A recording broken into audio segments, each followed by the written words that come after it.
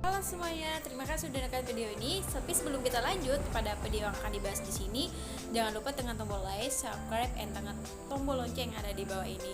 Oke, perkenalkan, nama aku Elsa Tati. Aku berkuliah di STT Komenda Jakarta semester 4. Video kali ini memenuhi tugas mata kuliah teori belajar dan pembelajaran yang diberikan oleh Pak Johnson Siturus. Oke, kita akan masuk kepada materi. Di sini aku berbicara mengenai teori belajar dan pembelajaran. Apa sih yang dimaksud dengan teori pembelajaran? Berbicara mengenai hal ini adalah salah satu topik yang sangat menarik untuk dipelajari dalam lingkup sosial psikologi pendidikan. Dan saya mengutip dari Chung, maaf jika salah nama, tahun 2012, ia menyatakan bahwa teori pembelajaran ini adalah salah satu proses mengumpulkan serta memodifikasi pengetahuan, keterampilan, strategi kepercayaan sikap dan perilaku, mulai dari pengetahuan, keterampilannya berupa kognitif, linguistik, sosial, dan lain sebagainya. Jadi ini adalah salah satu memodifikasi, mengumpulkan yang namanya keterampilan, semua aspek yang bisa berhubungan dengan yang namanya pembelajaran. Oke, aku bakal juga membahas mengenai 4 teori belajar dan pembelajaran. Ini berbicara mengenai dalam dunia pendidikan. Yang pertama itu adalah teori pembelajaran humanistik.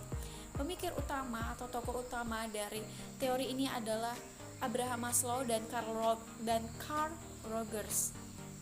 Beliau mengatakan bahwa peserta didik diharapkan bisa menemukan kemampuannya sendiri, kemudian diaktualisasikan dalam lingkungan keseharian mereka, sehingga mereka bisa mengenakan konsep belajar itu dalam kehidupan mereka sehari-hari.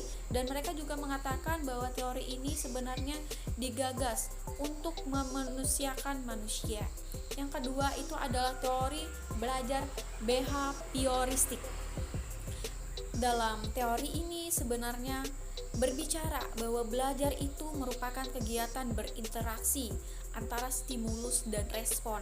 Hal yang paling diunggulkan dalam teori ini adalah masukan. Jadi mereka menerima segala masukan atau input yang berupa rangsangan keluaran, output yang berupa respon. Jadi dari apa yang mereka masukkan itu bisa memberikan rangsangan untuk menghasilkan teori-teori baru dan respon-respon baru yang berguna untuk pembelajaran. Nah, tokoh utama dari teori ini adalah salah satu tokoh utamanya adalah Thorndike. Maaf sekali jika salah ngomong dalam mengucapkan nama tokoh. Yang ketiga itu adalah teori pembelajaran sosial. Pemikir utama dari teori ini adalah Albert Bandura. Dalam teori ini juga berbicara bahwa terletak pada faktor kognitif. Mereka menekankan pada faktor kognitif.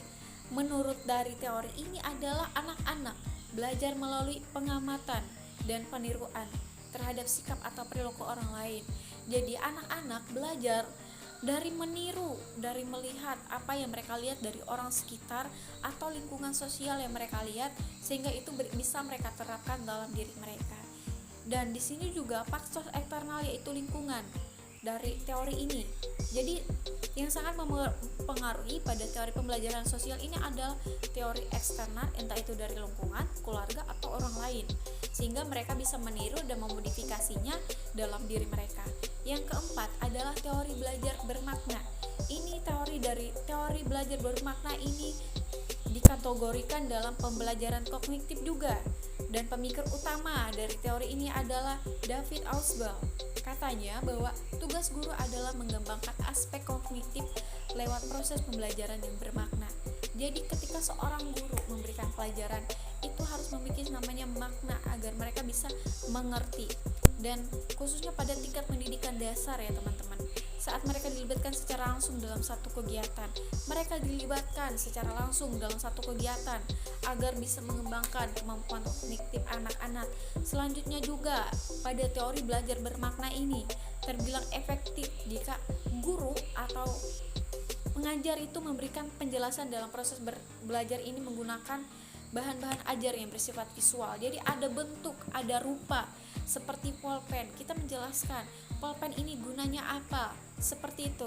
Pulpen ini berguna untuk menulis. Jadi kita bisa mempraktekkan dan kita bisa mencontohkan. Ini adalah 4 teori belajar bermakna. Sekian video dari gue. Kalau ada teman-teman yang ingin atau ada komentar atau kritik dari video ini, silahkan berikan komentar di bawah ini teman-teman. Terima kasih.